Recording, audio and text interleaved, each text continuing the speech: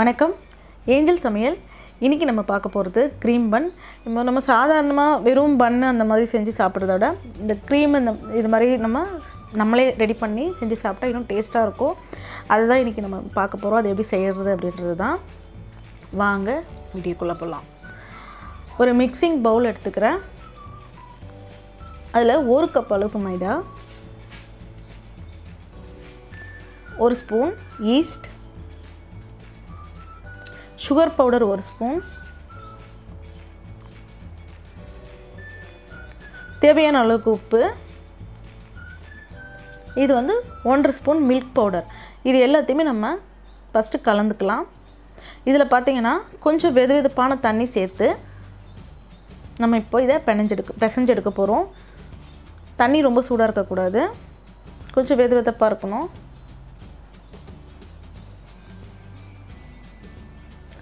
ஏதாவது சப்பாத்தி மாவு பதத்துக்கு நம்ம இதை பிசைஞ்சு எடுக்கணும். அதுக்காக தண்ணியை ரொம்ப சேர்த்து பிசைஞ்சிடாதீங்க.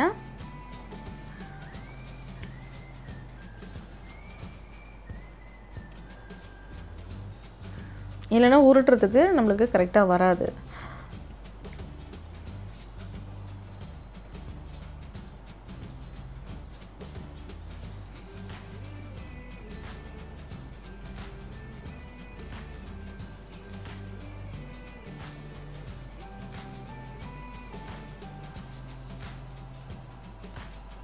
இப்போ இது எல்லாமே நல்லா மொத்தமாக சேர்ந்துருச்சு.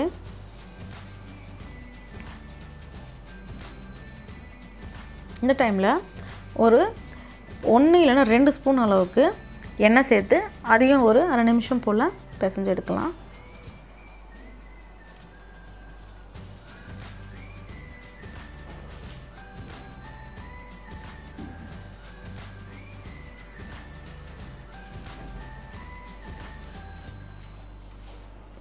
இப்போ இது நல்லா ரெடி ஆயிடுச்சு.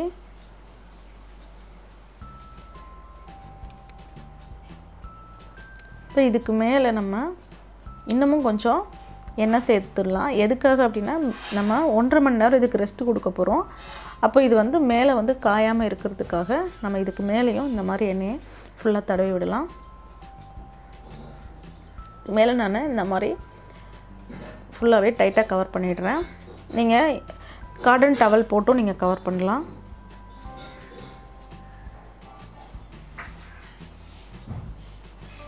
இப்போ இது நம்ம 1.5 மணி நேரம் கழித்து நம்ம இதை எடுத்து ரெடி பண்ணிக்கலாம்.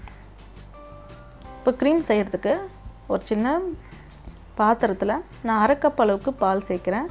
காய்ச்சாத பால் இது கூட கஸ்டர்ட் பவுடர். இது எல்லா சூப்பர் மார்க்கெட்லேயும் கிடைக்கும். அதையும் 1 ஸ்பூன் அளவுக்கு நான் சேர்த்துக்கிறேன். 1 ஸ்பூன் சுகர் பவுடர்.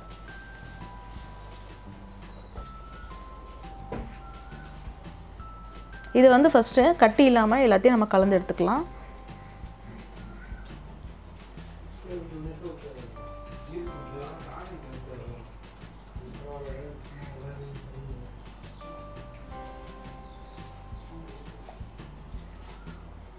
இப்போ இது நம்ம ஸ்டவ்வில் வச்சு கை நிறுத்தாமல் இந்த மாதிரி கலக்கிக்கிட்டே இருங்க.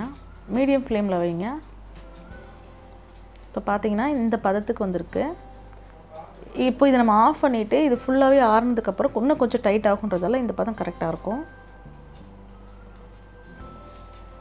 நம்ம ரெடி பண்ணி வச்சுருக்க மாவையை நம்ம ஓப்பன் பண்ணி சின்ன சின்னதாக உருண்டையாக நம்ம உருட்டி எடுத்துக்கலாம்.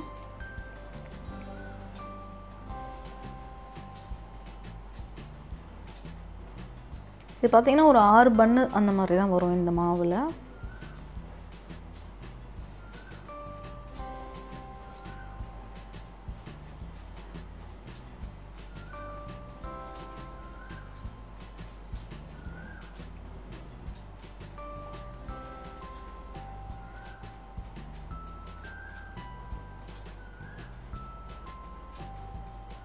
இப்போ இந்த மாதிரி உருட்டி எடுத்துக்கோங்க. இது ரொம்ப மெலிசாக நம்ம உருட்டக்கூடாது. திக்கான கொஞ்சம் திக்காக தான் இருக்கணும்.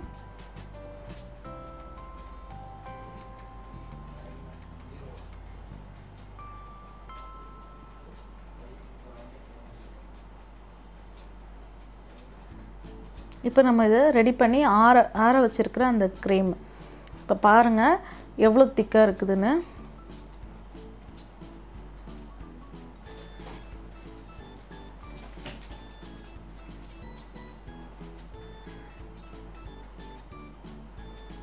அதை வச்சு ஃபுல்லாகவே நம்ம எல்லா ஓரங்களையும் க்ளோஸ் பண்ணிவிடுங்க டைட்டாக. இந்த மாதிரி தான் நம்ம எல்லாத்தையுமே ரெடி பண்ண போகிறோம்.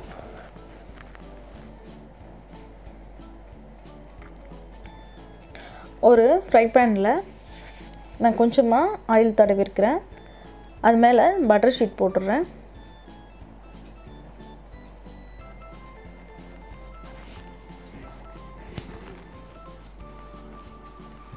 பட்டர் ஷீட் போட்டுட்டு நம்ம ரெடி பண்ணி வச்சுருக்கிற ஒரு க்ரீம் பண்ணையும்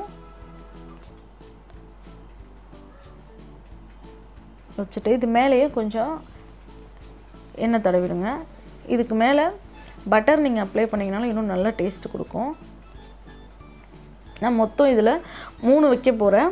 2 வந்து நான் ஓவனில் வைக்க போகிறேன்.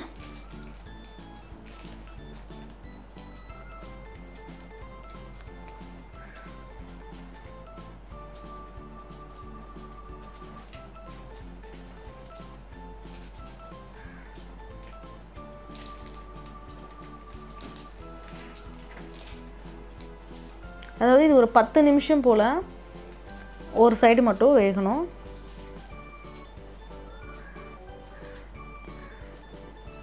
இது 150 கரெக்டாக 15 மினிட்ஸ் இது கரெக்டாக இருக்கும்.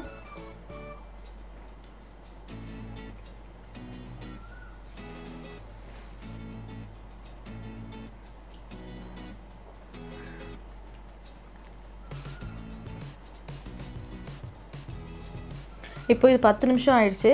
நம்ம இதை வந்து இன்னொரு சைடும் நம்ம வேக வைக்கணும். அதுக்கு வந்து 5 நிமிஷம் போதும்.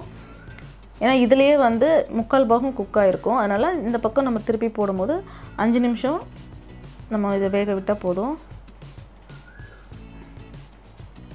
தீ வந்து சிம்மில் தான் இருக்கணும்.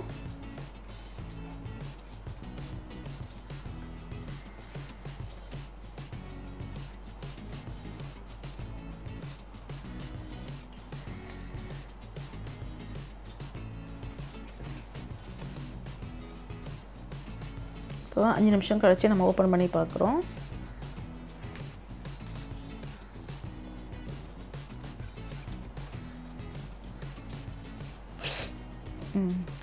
ரெண்டு பக்கமும் குக் ஆகிடுச்சு. நம்ம இதை எடுத்துடலாம்.